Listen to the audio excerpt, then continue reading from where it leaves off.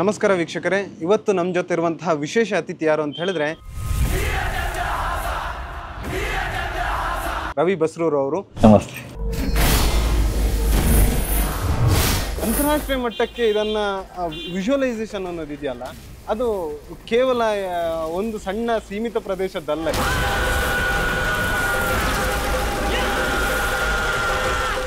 ಇಷ್ಟು ವರ್ಷದ ಎಕ್ಸ್ಪೀರಿಯನ್ಸು, ಅಷ್ಟು ಸಿನಿಮಾಗಳು ಮಾಡಿದಂಥ ಎಕ್ಸ್ಪೀರಿಯನ್ಸು, ವಜ್ರವನ್ನು ನಮ್ಮ ಕೈಯಲ್ಲೇ ಇಟ್ಕೊಂಡು ನಾವು ಇಡೀ ದೇಶ ಸುತ್ತುವಂಥ ಪರಿಸ್ಥಿತಿ, ಇಡೀ ಪ್ರಪಂಚ ಸುತ್ತುವಂಥ ಪರಿಸ್ಥಿತಿಯಲ್ಲಿದ್ದೀವಿ.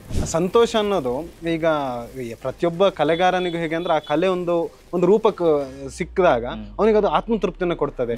ಇದು ನನ್ನ ಪ್ರಕಾರ ನಿಮಗೆ 2 ಪಟ್ಟು ಕೊಟ್ಟಿರ್ಬೋದು. ನನ್ನ ಜೀವಮಾನದ ಅಷ್ಟು ದುಡಿಮೆಯನ್ನು ಇದ್ರ ಮೇಲೆ ಹಾಕಿದ್ದೇನೆ.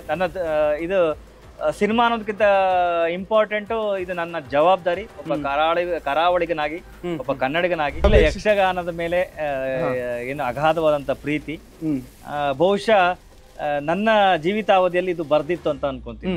ಇದರಲ್ಲಿ ನೀವು ಬಹುತೇಕರು ಯಕ್ಷಗಾನ ಕಲಾವಿದರನ್ನೇ ತಗೊಳ್ತೀರಾ, ಆದ್ರೆ ಶಿವರಾಜ್ ಕುಮಾರ್, ಚಂದನ್ ಶೆಟ್ಟಿ ಅಂತವರನ್ನ ಅಂದ್ರೆ ಬೇರೆ ಬ್ಯಾಕ್ ಗ್ರೌಂಡ್ ನವರನ್ನ ತಗೊಳ್ತೀರಾ. ಯಾಕೆ? ಪ್ರಚಾರಕ್ಕೋಸ್ಕರವೇ ತಗೊಂಡು. ಕಾಂಟ್ರವರ್ಸಿ ಅನ್ನೋ ಟಾಪಿಕ್ ಅಲ್ಲ ಇಲ್ಲ. ರಿಷಬ್ ಶೆಟ್ಟಿ ಬಗ್ಗೆ ಹೇಳೋದಾದ್ರೆ ಖಂಡಿತ ಒಬ್ಬ ಅದ್ಭುತ ಕಲಾವಿದ, ಅದಾದ್ಮೇಲೆ ತುಡಿತಾ ಇರುವಂತ ಕಲಾವಿದ. ಅವರ ಸುದೀರ್ಘವಾದಂತ ಏನು ಪರಿಶ್ರಮದಿಂದ ಅವರಿಗೆ ಕಾಂತಾರದಂತ ಬ್ರೇಕ್ ಸಿಕ್ತು. ಚಂದ್ರಹಾಸ ಮಾಡೋದಕ್ಕೂ ಒಂದು ಸ್ಫೂರ್ತಿ ಅಂತ ಹೇಳಲಿಕ್ಕೆ ಇಷ್ಟಪಡ್ತೀನಿ.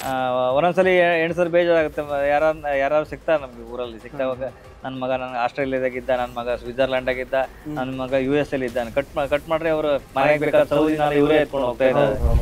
ನಮ್ಮ ನೆಲವನ್ನ ನಾವು ವ್ಯಾವಹಾರಿಕ ಕ್ಷೇತ್ರ ಮಾಡ್ಕೊಳ್ಬೇಕು ಅಂತ ನನ್ನ ಉದ್ದೇಶ.